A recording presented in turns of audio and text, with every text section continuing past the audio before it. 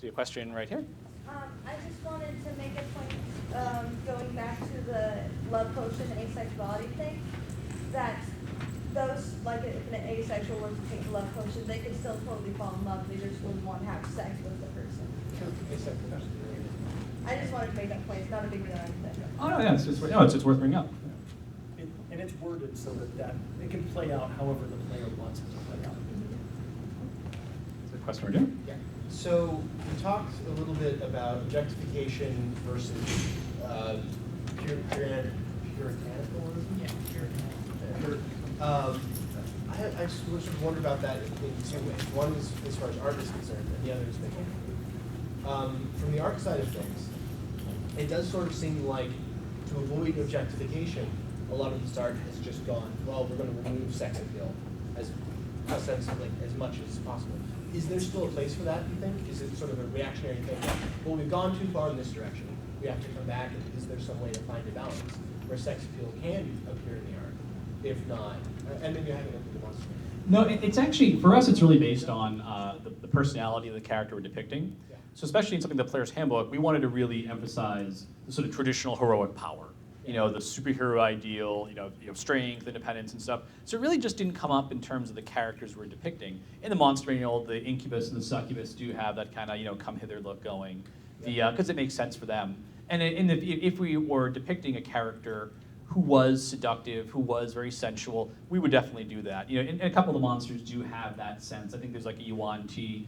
She's kind of, if I remember right, sort of a spy. So she's got she's wearing this kind of revealing dress, and she's this half snake woman kind of thing, because the idea is she would trick you and lure you away from everyone else, and then so there is a seductive element to that monster, that adversary. So this ties in.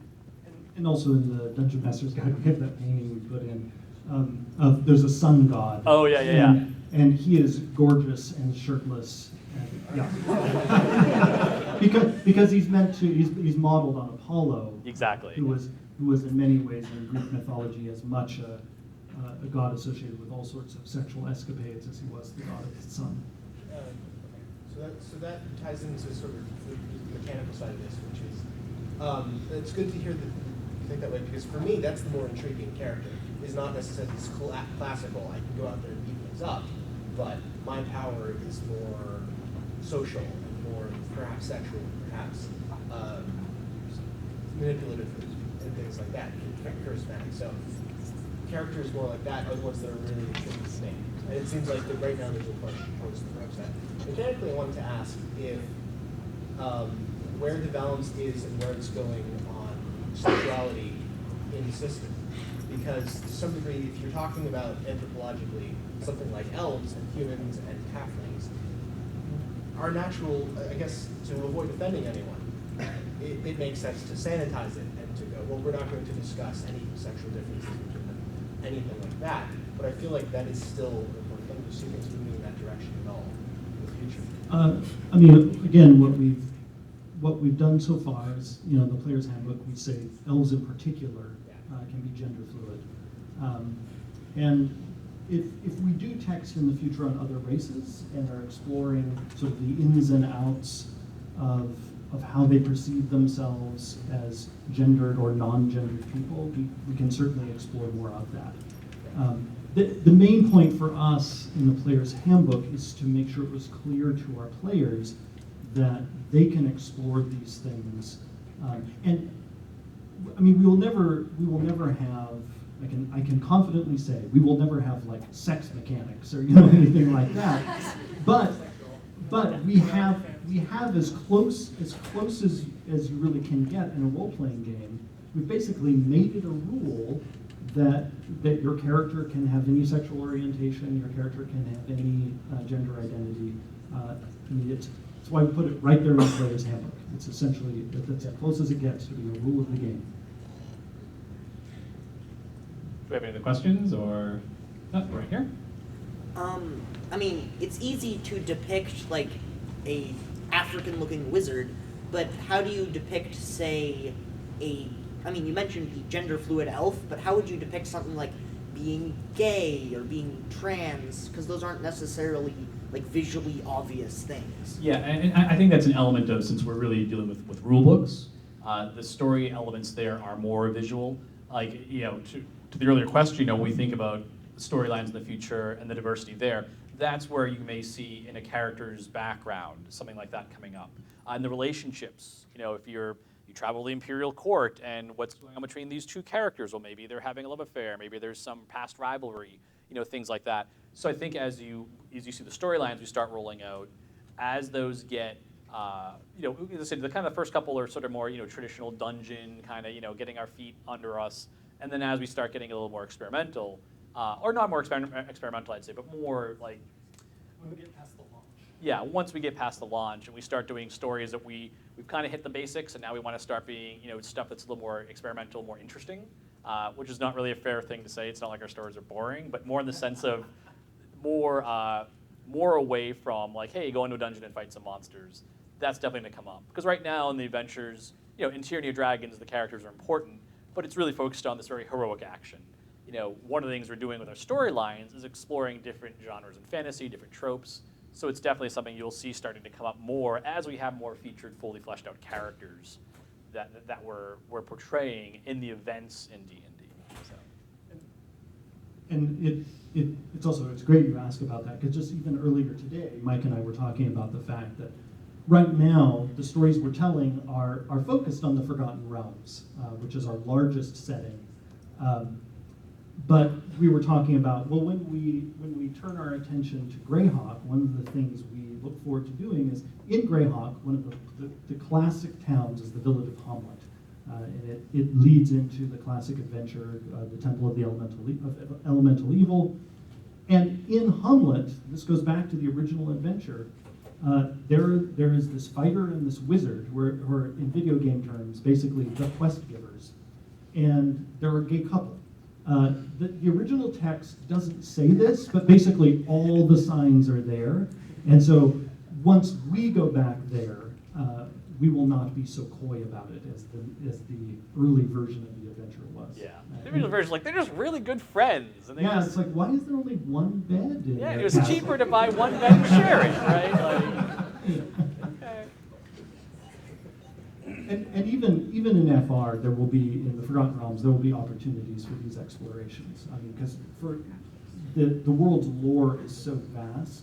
It includes some gender fluid characters in its lore.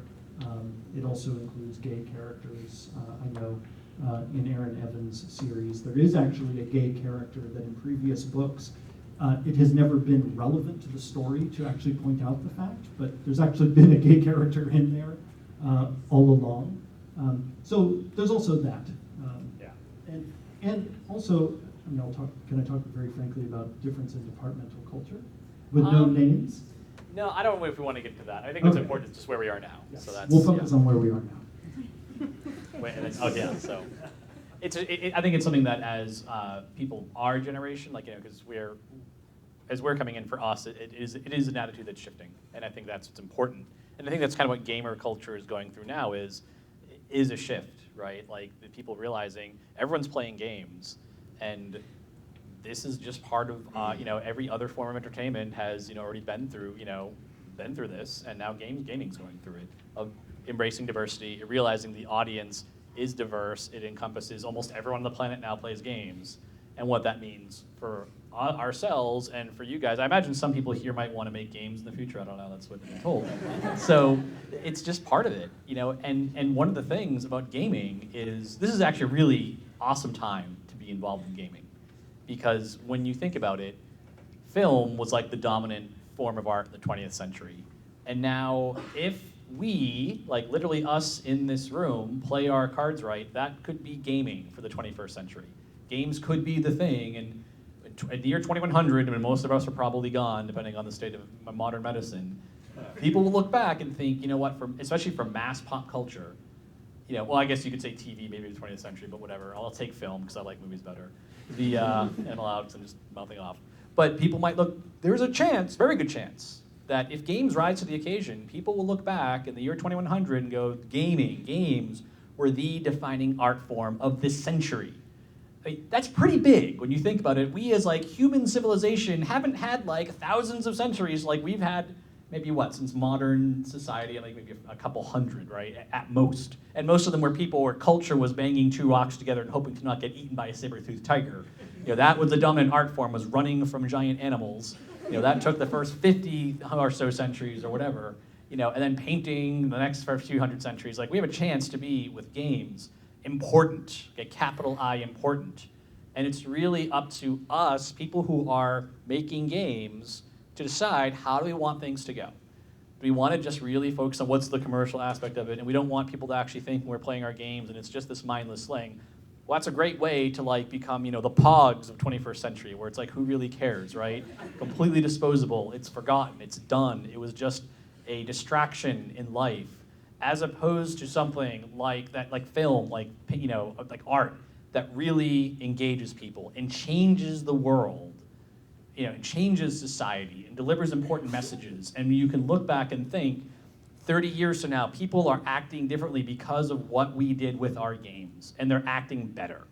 That's the other half of it too. Everything you offer to people changes them in some way. And I'm not talking about the stupid thing of, if you play video games, makes you, kill craze and all this other stuff. You want to go to Disneyland France and shoot people or whatever they do over there. Call back to the earlier joke. No, it's just the sense it changes your attitude. And I honestly think a lot of stuff, like why our culture, I believe our culture, it's going through pains, but our culture is getting better.